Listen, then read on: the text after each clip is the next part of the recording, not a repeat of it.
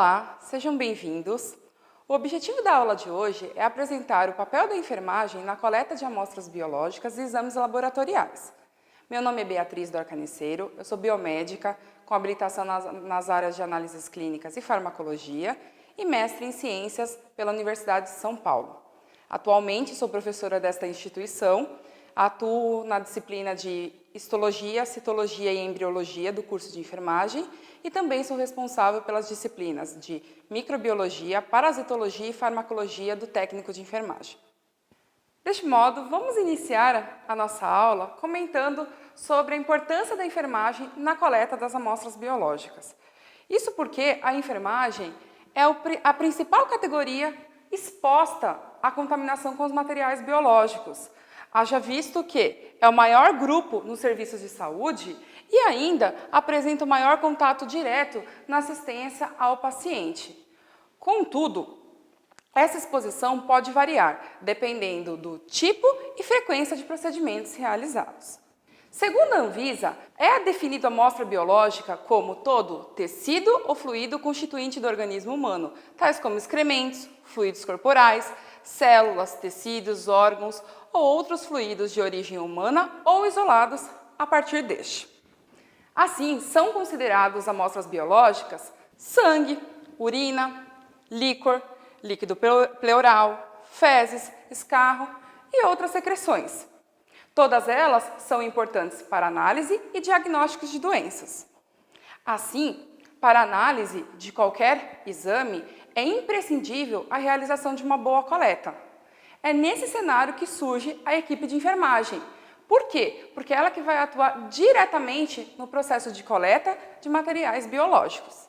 Dessa forma, o que nós podemos saber? Que, a partir de uma boa coleta, nós teremos uma boa amostra e, consequentemente, o resultado será fidedigno, será confiável. Para tanto, são necessários alguns cuidados, conforme veremos agora. Na realização de um exame, é importantíssima a coleta do material. Se for o caso de sangue, é necessário a realização de jejum, que pode variar de 8 a 12 horas, dependendo da situação. Geralmente, as amostras são coletadas no período da manhã, justamente devido à realização do jejum. É imprescindível a realização da antisepsia, ou seja, da limpeza no local de coleta da amostra biológica.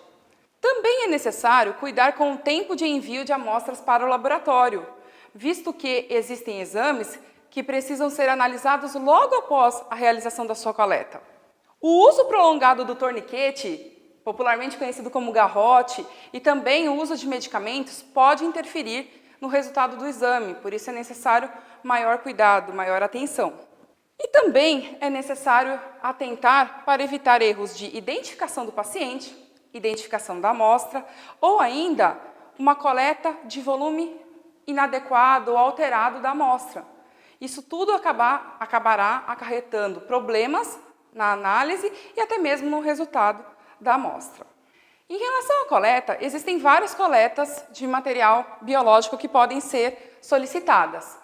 A principal, a mais utilizada na prática clínica, sem dúvida nenhuma, é a coleta de sangue. Para a realização da coleta de sangue, é necessário um jejum de 12 horas, conforme conversamos anteriormente. Além disso, é importante atentar para o uso de medicamentos, pois esses podem afetar o resultado desses exames. E, além disso, é importante a realização de períodos de repouso, que também são importantes no resultado final da amostra.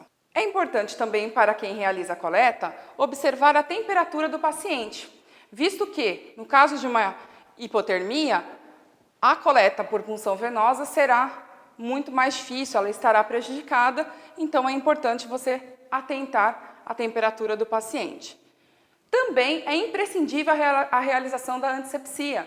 Como conversamos anteriormente, é importante fazer a antisepsia e ainda cuidar para não recontaminar este local antes da coleta da amostra biológica. É importante também orientar quanto ao uso do torniquete, o uso do garrote.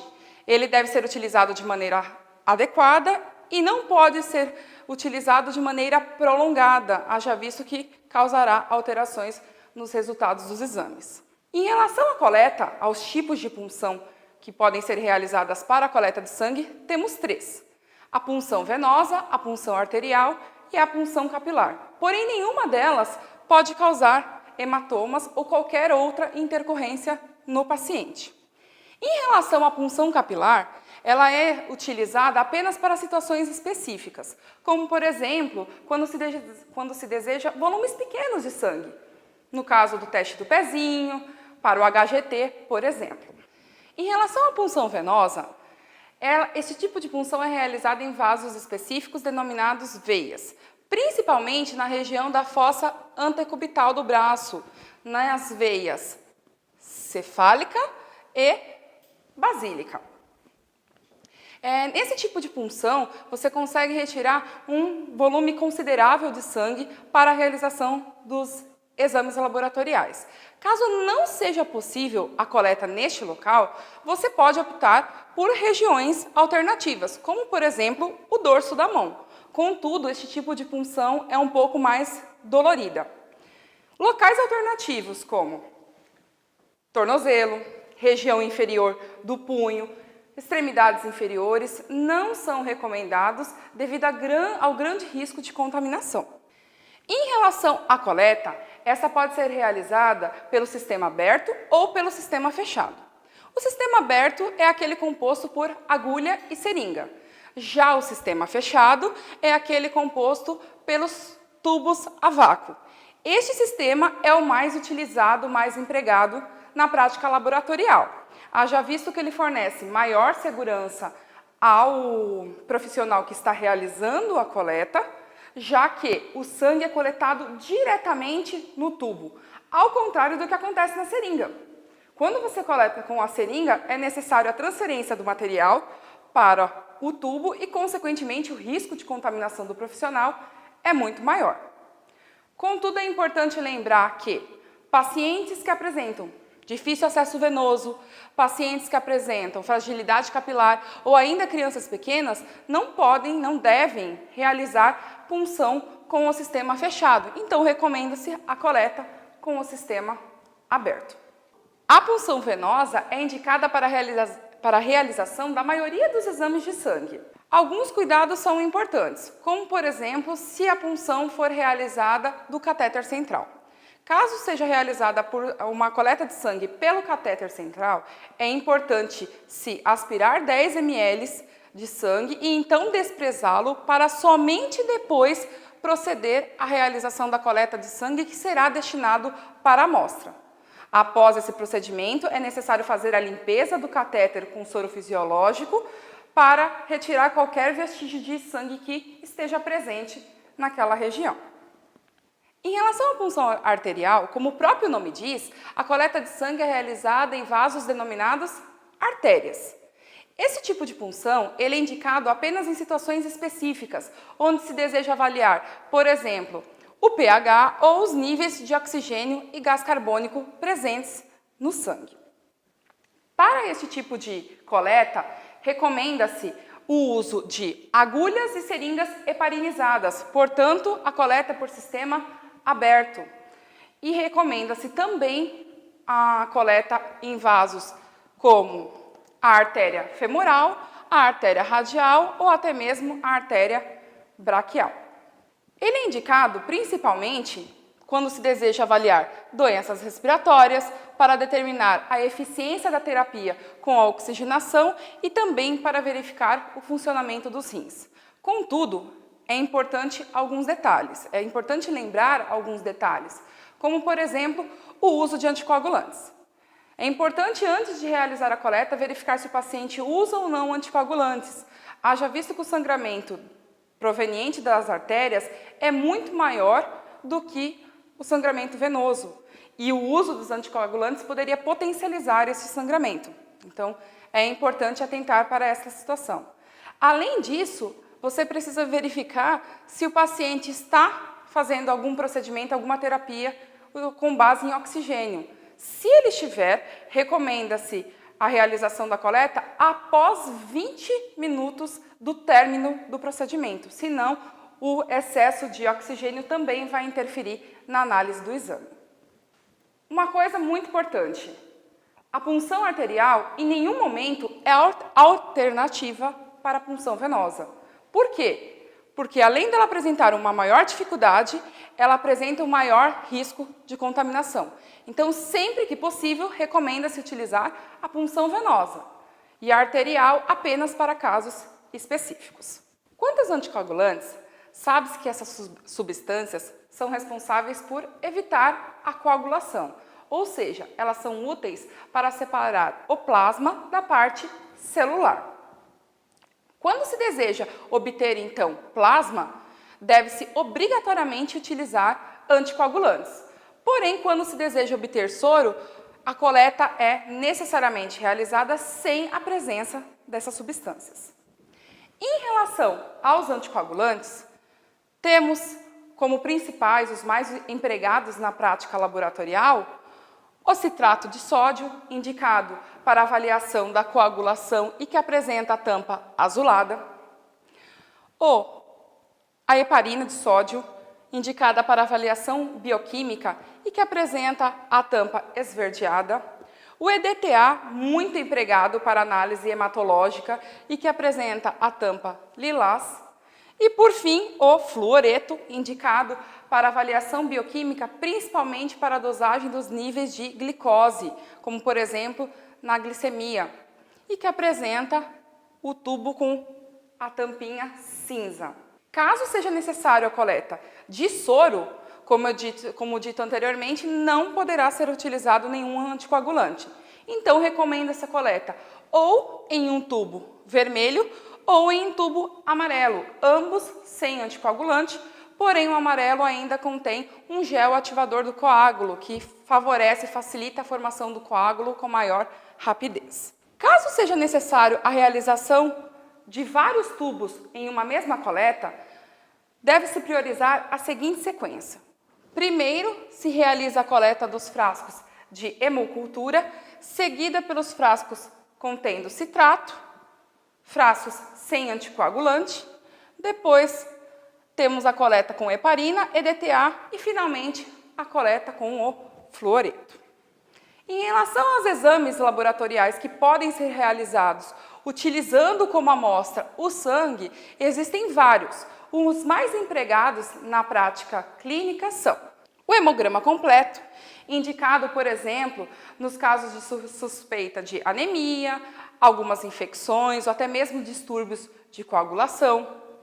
A tipagem sanguínea, que determina o tipo de sangue da pessoa, se é A positivo, B negativo, por exemplo. A glicemia e a hemoglobina glicada são importantes para a avaliação dos níveis de glicose, por exemplo, caso o paciente tenha suspeita de diabetes ou até mesmo já tenha a doença.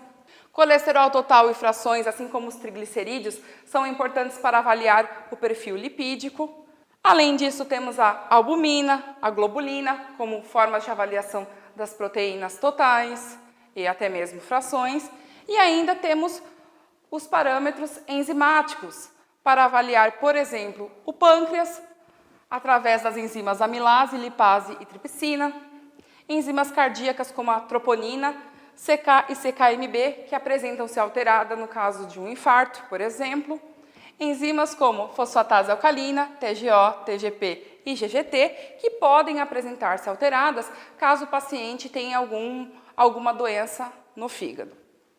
Também podemos avaliar a função renal através dos exames ureia e creatinina e ainda podem ser realizados testes como do ácido úrico e avaliação de compostos inorgânicos como sódio, potássio, cálcio, magnésio, importantes para o funcionamento do organismo. Outro tipo de amostra biológica muito empregada na prática clínica é a urina. O exame de urina é indicado para averiguar infecções no trato urinário ou também para acompanhar, por exemplo, um paciente que apresente diabetes mellitus ou ainda para diagnosticar uma possível gravidez devido à presença do hormônio beta-HCG. Entre os principais exames de urina que nós podemos comentar, ressalta-se o exame de urina tipo 1 e a urina de 24 horas. No caso do exame de urina tipo 1, recomenda-se a coleta da primeira urina da manhã. Isto porque ela é uma urina mais concentrada e, portanto, mais representativa do que está acontecendo no organismo do indivíduo. Recomenda-se que antes da realização da coleta, seja realizada a higienização da genitália externa, sendo utilizado recipiente limpo e seco para a coleta da urina. É importante que seja desprezado o primeiro jato e só seja coletado o jato médio, pois este procedimento evita a contaminação secundária. Logo após a coleta desta amostra, ela deve ser enviada imediatamente ao laboratório para análise. No caso do exame de urina 24 horas, como o próprio nome diz, ele engloba o período de 24 horas de coleta de urina do paciente. Ou seja, o paciente, ao acordar, esvazia toda a bexiga, desprezando toda a urina, e verifica o horário. A partir daquele horário, ele deverá coletar toda a urina num período de 24 horas. Essa urina deverá ser armazenada em um recipiente limpo e seco e mantida em refrigeração até o momento em que será enviada para o laboratório para a realização da análise. No caso de crianças, recomenda-se a coleta com o coletor autoaderente. Também pode-se ainda coletar a urina através do catéter, contudo é um procedimento médico, ou por aspiração suprapúbica. Em todo esse contexto, a equipe de enfermagem pode atuar auxiliando a coleta. Aqui podemos verificar um dos parâmetros analisados no exame de urina. Nesta imagem conseguimos verificar uma urina límpida, enquanto que aqui a urina apresenta-se turva, indicativo de uma possível infecção. Por fim, vamos comentar sobre a coleta de amostras biológicas para avaliação microbiológica. Geralmente, recomenda-se a coleta desse tipo de amostra quando se deseja identificar possíveis infecções causadas por agentes patógenos. Antes da coleta de qualquer amostra destinada para avaliação microbiológica, são necessários alguns cuidados, como, por exemplo, atentar para o uso de antibióticos. Qualquer amostra destinada para avaliação microbiológica não deve ser coletada após o tratamento com antibióticos. Isto causará uma série de alterações no exame e essa amostra não será representativa do que de fato está acontecendo com o paciente. Além disso, recomenda-se a realização da antisepsia antes da coleta, para evitar a contaminação secundária. Também é importante certificar-se de que foi coletada a quantidade suficiente de material para análise microbiológica. Caso contrário, o laboratório solicitará uma nova amostra.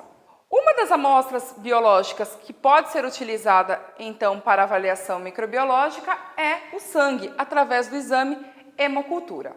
Para a realização da hemocultura, é importante coletar sangue, preferencialmente por punção venosa e com um volume que corresponda a 10% do volume total do frasco. Caso contrário, não será possível a realização correta do exame. Além disso, este tipo de coleta pode ser realizada para avaliação de organismos aeróbicos e anaeróbicos. Em relação à urocultura, este exame representa a análise microbiológica da urina e também requer antisepsia, da mesma forma como no caso de coleta da urina do tipo 1. Contudo, é importante aguardar o intervalo mínimo de 2 horas entre a última micção e a coleta da urina, para que ela fique bem concentrada e seja representativa do que está acontecendo com o paciente. No caso do paciente ingerir grande quantidade de líquidos, essa urina estará diluída e, portanto, não será representativa. Para avaliação microbiológica, também pode-se utilizar a ponta de catéter intravascular. A contaminação desta ponta de catéter pode indicar bacteremia, ou seja, a presença de bactérias na corrente sanguínea, ou fungemia, a presença de fungos na corrente sanguínea, ambos extremamente perigosos para a saúde do paciente. É importante, neste cenário, ressaltar com cuidado ao retirar este catéter do paciente, devido à contaminação secundária. Já em relação à cultura de escarro, a melhor forma de fazer este tipo de coleta é sob a supervisão da equipe de enfermagem, com a participação ativa do paciente, que deve fornecer escarro e não saliva, que não terá utilidade para avaliação e análise do exame. Em relação a este exame, recomenda-se que seja coletado o primeiro escarro da manhã após escovar os dentes apenas com água. Quanto ao lavado broncoalveolar, este é indicado para o diagnóstico de pneumonias e deve ser obtido antes de biópsias e o procedimento deve ser realizado pela equipe médica, porém com a participação da equipe de enfermagem também. Em relação à secreção das orofaringes, o esfregaço deve ser realizado sobre as amígdalas e faringe posterior, exatamente na área inflamada. Caso haja presença de pus, também recomenda-se a coleta desta secreção. Outros materiais também podem ser utilizados para avaliação microbiológica, como, por exemplo, os fluidos orgânicos estéreis, líquidos pleural, acítico, articular. Independente de qual líquido seja, a coleta deve ser necessariamente estéril e é realizada por um procedimento médico, porém, novamente, com a participação da equipe de enfermagem. O líquor também é um procedimento médico que necessita de auxílio da equipe de enfermagem. Neste tipo de exame, recomenda-se a coleta de 2 tubos e, de preferência, sem sangue para que não haja contaminação. 2 tubos porque um é destinado para bioquímica e outro destinado para avaliação microbiológica. Caso não seja possível a coleta desses 2 tubos, então a análise do exame é realizada apenas com um. Feridas, abscessos e exudatos também são indicados para avaliação microbiológica. Neste caso, a coleta do material é realizada em 2 partes. Primeiro se coleta o material purulento da parte mais profunda da ferida, por exemplo, e depois se coleta o material ceroso presente nas bordas dessa ferida. Ambos são enviados para análise. E por fim, podemos ainda avaliar secreções como vaginal, podemos avaliar o esperma através do espermograma. Todos eles são importantes para nos orientar possíveis quadros de infecções que o paciente apresente. Por fim, essas foram as referências empregadas para a realização do trabalho, caso vocês desejam aprofundar o conhecimento sobre o assunto. Eu gostaria de agradecer a atenção de todos, coloco-me à disposição para o esclarecimento de quaisquer dúvidas que venham a acontecer. Aqui está o meu e-mail, vocês podem me escrever, sintam-se à vontade. E aproveito para deixar esta mensagem: onde há enfermagem, há cuidado com a vida. Estamos nos aproximando da Semana de Enfermagem, então já gostaria de parabenizar os futuros enfermeiros e técnicos de enfermagem e os colegas enfermeiros e técnicos que já estão atuando na profissão. Muito obrigada!